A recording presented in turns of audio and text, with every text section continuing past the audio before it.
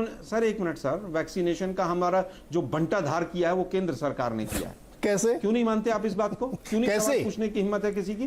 कैसे बताइए ना, मैं पूछ रहा हूँ कैसे किया? 15 वैक्सीन खराब हो रही है, बता रहा हूँ ना सर, आप सुनिए तो सही ना। हाँ, आप बीच में बोलते रहेंगे मेरे में, क्योंकि मैं केंद्र सरकार से सवाल पूछ रहा हूँ। आप सुनिए शांति, आप अपनी सरकार से भी सवाल पूछिए, क्योंकि आप सब लोग उसमें शामिल है। मैंने कहा ना, बंगाल में रैली हो रही तो आपकी भी हो रही है। आप बोलते रहिए सर, मैं चुप हो जाता हूँ सर। आप पॉइंटेड बात करिए ना।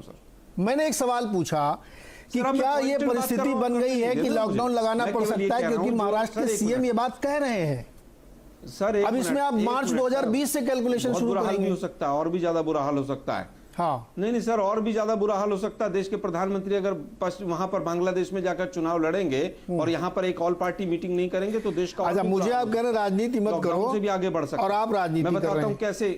सर एक मिनट सर, मैं तो राजनीति कर ही नहीं रहा, आपका सवाल राजनीतिक था। मैं आपसे केवल एक सवाल पूछ रहा हूँ कि जो 30 का पैकेट आता है वैक्सीनेशन का, उसके नियम कौन तय कर रहा है? केंद्र सरकार तय कर रही है। उसमें हो क्या रहा है कि आप 75 से ऊपर के हैं, 50 से ऊपर के हैं।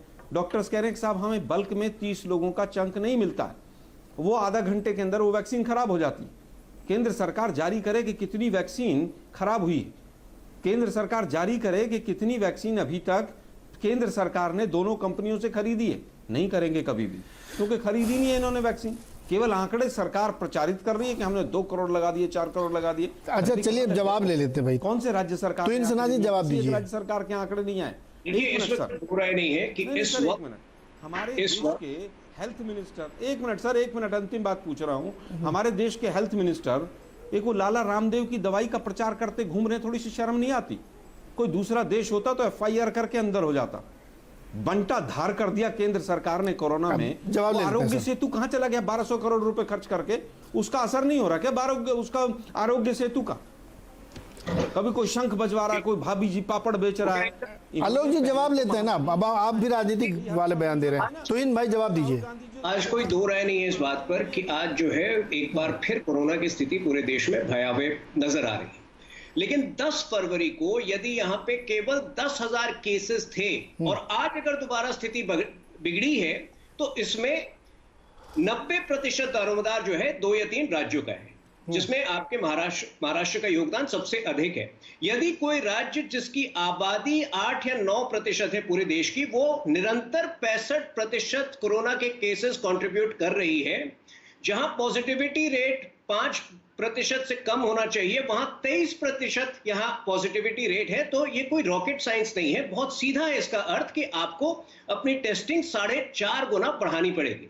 4.5 गुना कैसे बढ़ाएंगे? आप मॉल में घुस कर अनजान लोगों को तो टेस्ट कर रहे हैं, लेकिन जो कॉन्टैक्ट ट्रेसिंग की बात होती है, जो ICMR के बड़े क्लियर गाइडलाइंस हैं कि प्रति केस आपको 30 कॉन्टैक्ट्स को ट्रेस करना है, क्या वो हो रहा है? मैं महाराष्ट्र के अंदर बैठा हूं, मुंबई के अंदर बैठा हूं, मैं दावे के साथ कह सकता हूं कि वो नहीं हो रहा है। हाँ, अनजान लोग जो अन्य राज्यों से आ रहे हैं, सबसे पहले उनको एयरपोर्ट पे पकड़ा जाता है, केवल दिखाने के लिए कि काम हो रहा है, वो एक वसूली का हिस्सा है। खैर, मैं राजनीति से इसको नहीं जोड़ना चाहता हूं। तथ्य यही बताते हैं कि पिछले 50 दिनों में, 45 दिनों में यदि मामला बिगड़ा है तो उसके लिए जिम्मेदार 2 या 3 राज्य सरकार है। वहीं मैं आपको उदाहरण देना चाहता हूं कि पिछले 6 महीनों में अगर उत्तर प्रदेश, जिसकी आबादी 15% पूरे देश की आबादी है, अगर निरंतर 2% से कम पॉजिटिविटी रेट शो कर रही है, तो इसका अर्थ है कि वहां कॉन्टैक्ट ट्रेसिंग और टेस्टिंग बेहतर हो रही है। अब आप कहेंगे कि टेस्टिंग जो है नहीं हो रही, जो आप गुजरात की बात कर रहे हैं, आप ये मान के चलिए कि आज की तारीख में अगर टेस्टिंग कम होगी ना तो मोर्टेलिटी दिखने लगेगी। नीरज बहुत सतर्क है, नीरज जी बहुत सतर्क है। आज जो है अगर अननोन राज्यों के आंकड़े दे दीजिए, कौन कौन से राज्य में टेस्टिंग कितनी हो रही है? केवल बीजेपी राज्यों के आप आंकड़े बता दीजिए। टीवी चैनल पे बैठ के झूठ मत बोलिए। आलोक जी कंप्लीट कर लेने दीजिए। आलोक जी कंप्लीट कर लेने दीजिए उसको, फिर आपके पास दोबारा होगा आप बोलिए। ये तो धारा प्रवाह बोलेंगे, आप एक शब्द नहीं बोलेंगे बीच में।